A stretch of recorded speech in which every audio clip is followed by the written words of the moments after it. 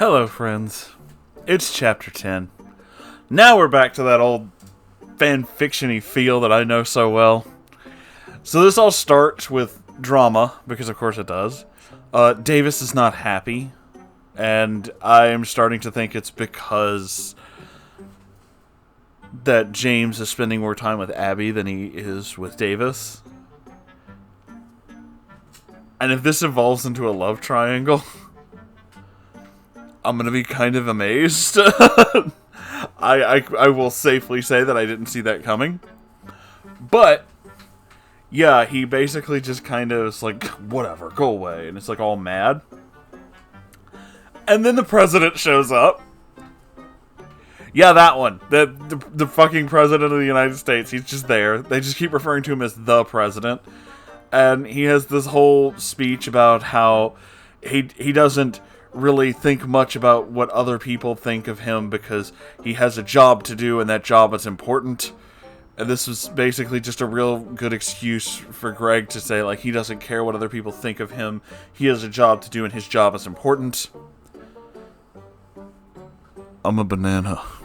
Look at me move. Moving on. They go to play badminton in PE class. And someone makes a joke about the one kid being mad and that he might shoot people too, and then everybody gets really upset. And I have no idea what the fucking point of that was, but it was incredibly dramatic. Whoa. I guess. And then they go home. They just live together now, by the way. They just totally live together. And James's mom is cool with them just sharing a room.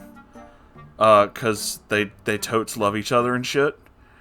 And he finds out that his sister is going to move with their mom and the new boyfriend to the new house on the other side of the mountain.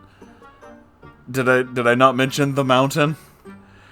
Because there's the mountain. That's where the new boyfriend's from. He's from another place on the other side of the mountain. And I keep saying it like that because that's how he says it. Which just makes it sound like his mom is dating Gimli. So, either way, they're just gonna have the house to themselves. And they live together. So, there's that. They're just teenage homeowners.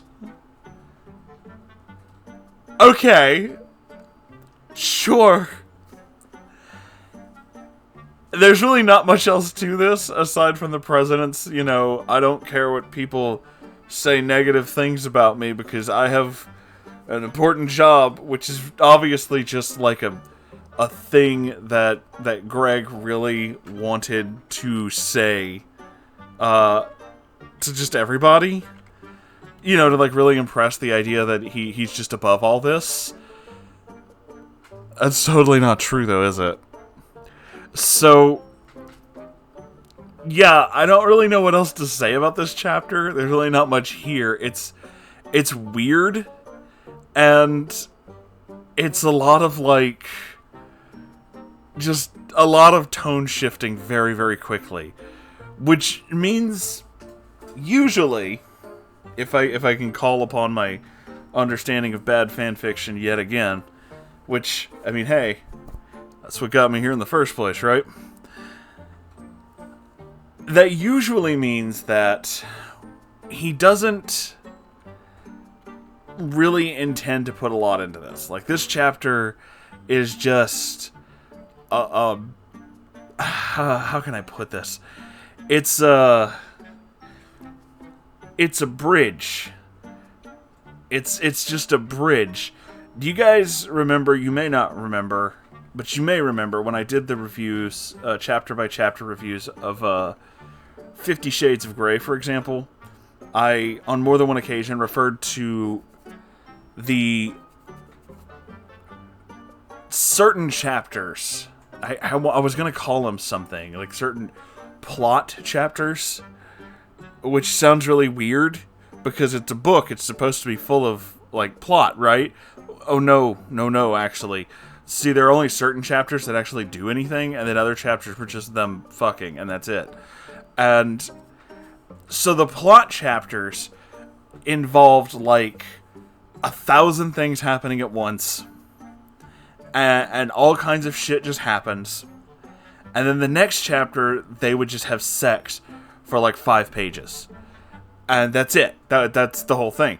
So the plot chapters actually had more to talk about than the boning chapters, because there's only so many ways you can say they fucked. And that's it.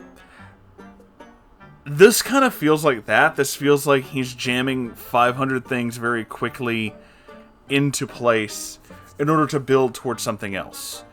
I don't know every specific about this whole story, but I can wager some thoughts. This whole thing with Davis is obviously building towards some sort of dramatic thing. It's building towards something dramatic's going to happen. They're going to have a big fight, or, you know, one of them is going to say something horrible to the other, or some teenage drama is going to come from this, right? That is obviously what we're putting this whole thing for. Every now and then we have to have somebody who sounds official show up to basically speak Greg's mind.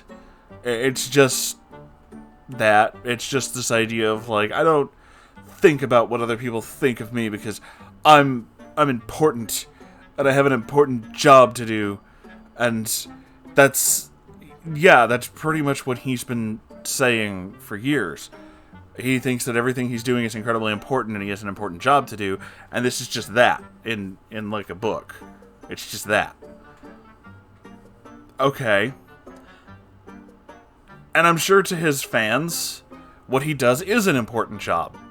And I'm sure to the people who, you know, enjoy his stuff, maybe they're not super fans or whatever, but they enjoy whatever it is he does, I'm sure it is an important job.